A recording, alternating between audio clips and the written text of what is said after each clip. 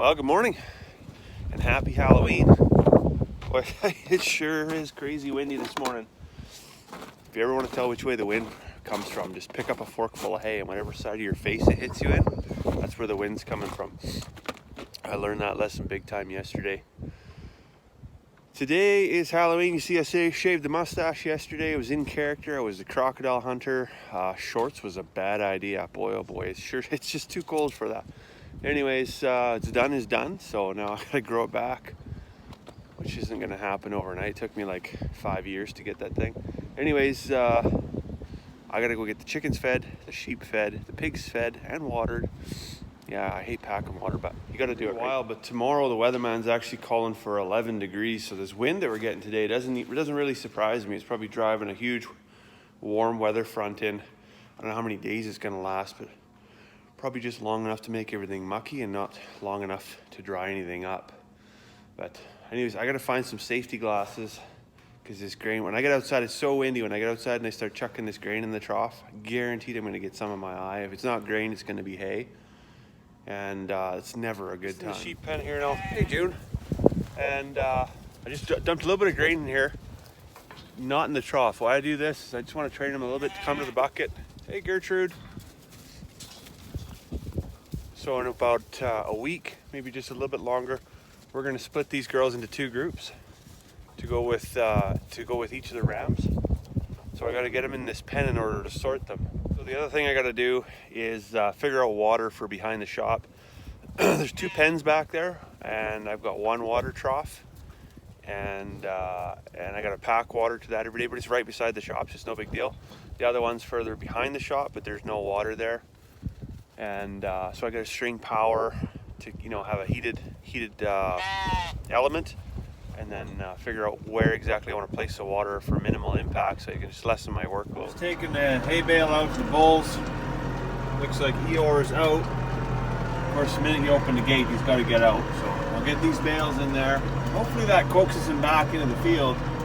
If not, we're going to have a rodeo on our hands. He's come over. He brought the grapple for the tractor, and then we pulled the hood and everything off. We had a diesel leak underneath here, and it was hitting the turbo and starting to smoke.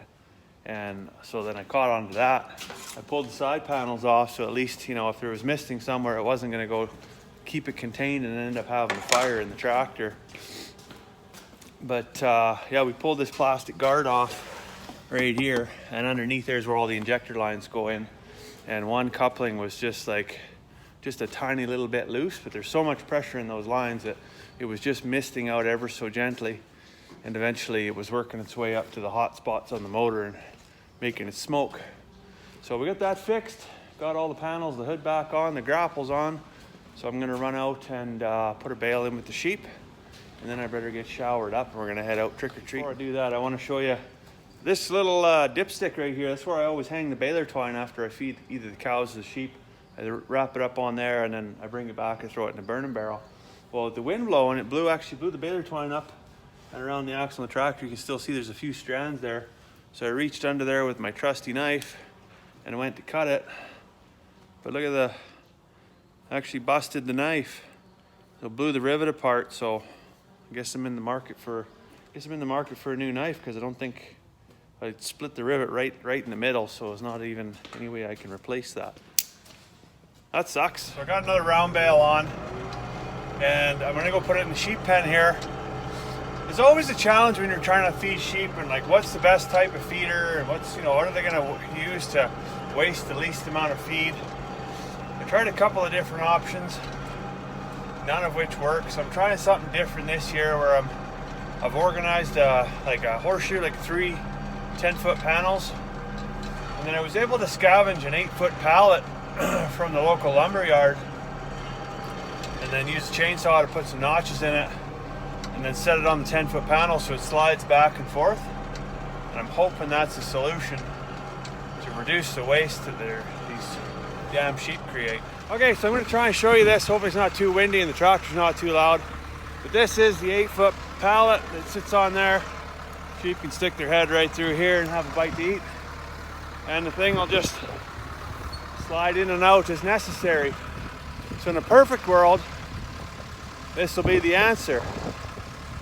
the world's not that perfect, so I guess we'll see. You see a baby chicken?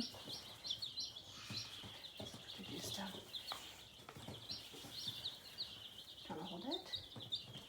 No. No! It's okay. That's a heat lamp. Owie. That's hot. Ouch, ouch.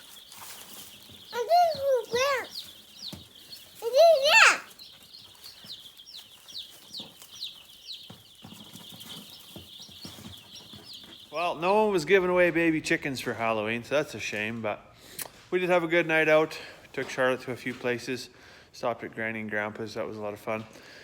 Anyways, yeah, just got back, checked the sheep. Of course, Flossie ended up inside the feeder that I just put together today, so I managed to rescue her and got her out for the night. Check again first thing in the morning, and hopefully they get used to using that thing and don't try and climb right up inside of it.